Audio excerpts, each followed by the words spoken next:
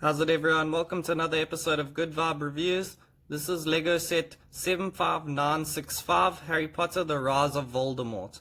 This is actually a remake of set 4706, The Graveyard Duel, which is quite a sought after set because of the glow-in-the-dark Voldemort and the Peter Pettigrew minifigure, which isn't a very common figure. The set costs about $20, has 184 pieces, and comes with 4 minifigs. Just to look at the box actually comes with quite nice art. It doesn't really exaggerate the set too much. It gives you almost an identical version of what you build, which is quite nice because that gives you a good indication of what you're getting, as opposed to when they normally like highlight it and make it look way better than the set really is.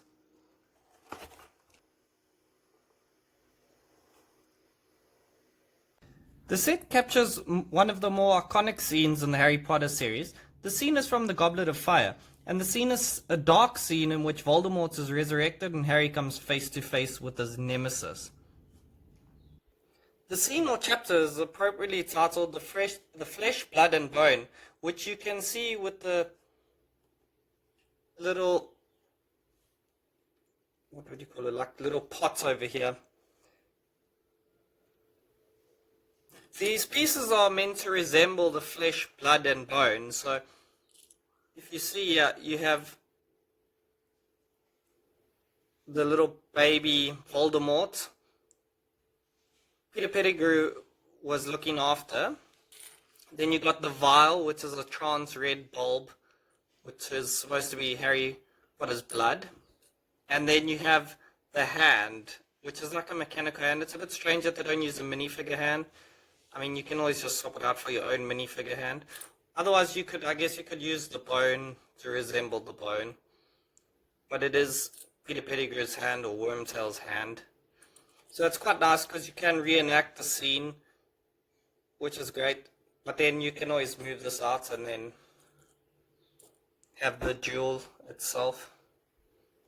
The minifigures. So this could be considered a tiny little minifigure, but it's the feeble form of Voldemort. I like that they've given him a face print, Voldemort's actual face print, which is nice. It looks very good. So Voldemort looks actually very nice. He's got a big grin on his face, which is probably because he doesn't have to stay as a little baby anymore. He has nice black robes, hence he has the new piece. The new leg piece, which then obviously makes it look better. It's supposed to resemble robes.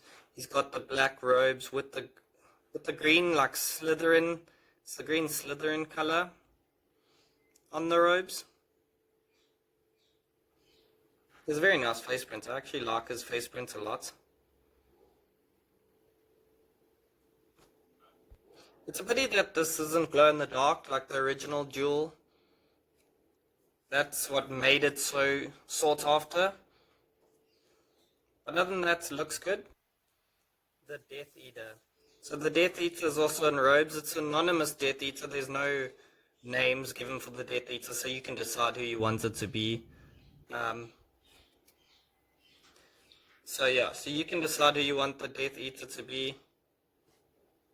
So the Death Eater. The Death Eater is an anonymous character. You can just decide who you want it to be. Also has robes, has the long back piece or new shaped back piece which resembles the robes. Again, just some more printing on the robes. It's pretty plain and simple robe printing. I do like the face a lot. The skull face looks very, very nicely done. The printing is great on this. Then he has a wizard hat, just a plain black wizard hat. It looks quite nice. I do prefer it to the other wizard hats on him. On the Death Eaters, I like the fact that it doesn't have the round piece on the top of the hat. Onto Harry Potter. Harry Potter looks quite nice. I do like the printing. He's wearing the Trial Wizard outfit. So the red and black. The Trial Wizard, obviously Gryffindor's colors. Nice little emblem. Again, he has a scar on his head. He has two facial expressions. He has just a blank face and then a bit of a smirking face. But he doesn't have like a determined face for this scene. Would probably suit the scene better. He has his name printed on the back, obviously, because it's the Triwizard Cup, so they all have their names printed on the back. Looks great. I really like that. And then Harry just has a black piece. It's a nice black piece, but it's not exclusive. It's just a reprint of a brown piece that you get in other sets. But it does look good. It suits him very nicely. The wavy hair looks great. And onto the standout character of this, or the standout minifigure of this series. The printing is very well done on his robes. Very well printed. It's a pity he doesn't have arm printing to go, like the lines going down the arms would have made it just that much better, but in terms of printing, this is about as good as it gets. His facial expression has been done so well. You know, they've really done a good job. The designer has really impressed me with the graphics on this face. It's printed outstanding. He's got that ratty looking face with like the pimples and warts. I don't know if you get much better than that for printing. That's about as good movie-like printing as you're going to get. Just a standard like orange headpiece. It looks good, suits him, but nothing special. And then again, his secondary face. That ratty face is really, really printed nicely. I'd say this face resembles him the most, though, for the movies. And then he has a silver hand. The silver hand is obviously, we'll speak about a bit more later, but the silver hand was printed. He was rewarded, well, not printed, his silver hand was magically conjured up by Voldemort in repayment for his troubles of trying to get Voldemort to his normal form. I guess you could just use a normal minifigure hand and reenact the scene. So he chops off his hand and then he throws it in the concoction or as one of the ingredients for the potion to bring Voldemort to life. Wormtail, or Peter Pettigrew, it's only his third appearance as a minifigure, so he's relatively rare as a character, I guess. You can't find him in that many Harry Potter scenes or sets.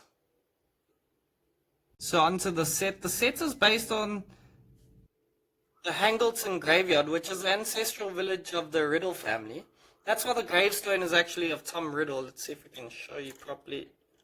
It's of Tom Riddle Sr., as you can see there by the Death Angel.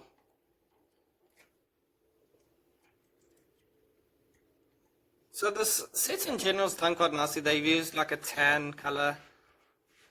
There's lots of little graveyards. And you can see the printing on this is the Deathly Hallows symbol.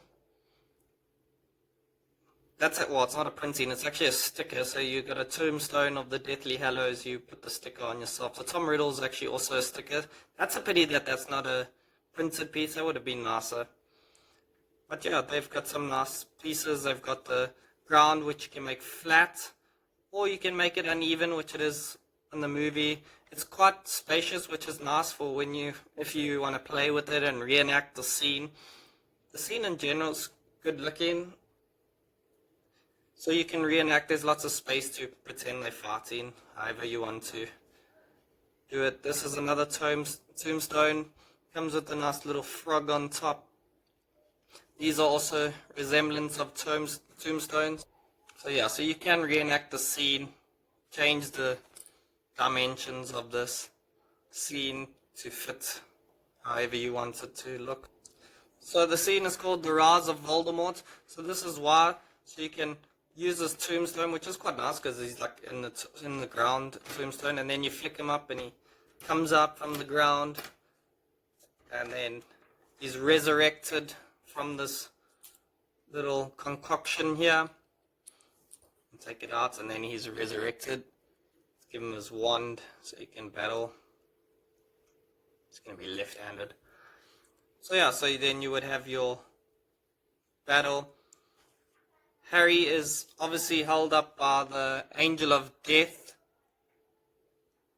This is where Peter Pettigrew, he enchants the little Angel of Death to... So Peter Pettigrew enchants the little statue to hold Harry in place while he creates the spell to bring Voldemort back to life.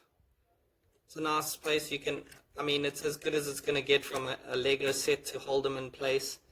He has the two little studs over here that can hold him in. I do really like this angel. I think the work on this angel is probably the best feature of the whole set for me. You can see the wings can move. It's really nicely done. He has a little hat. It's just a plain grey man, and then they've given him quite a nice design. But the angels for me are everything. The angel wings. He's a death angel. Remember, even Lucifer was an angel. And then there's like little clips where you can clip things on the back. But it has a little plant, gives it that nice effect on the back of this. Then on to the Triwizard Cup. The Triwizard Cup is actually a port key.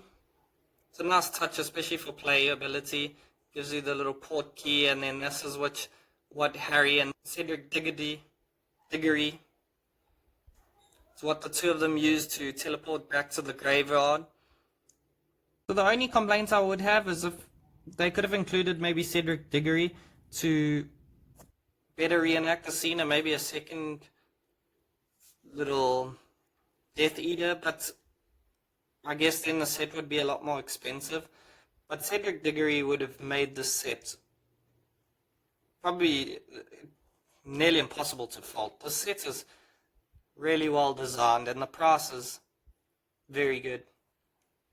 So yeah, this would definitely be my set of 2019 in terms of price. I don't know if it's my favorite set overall, but it's definitely my favorite set for the price.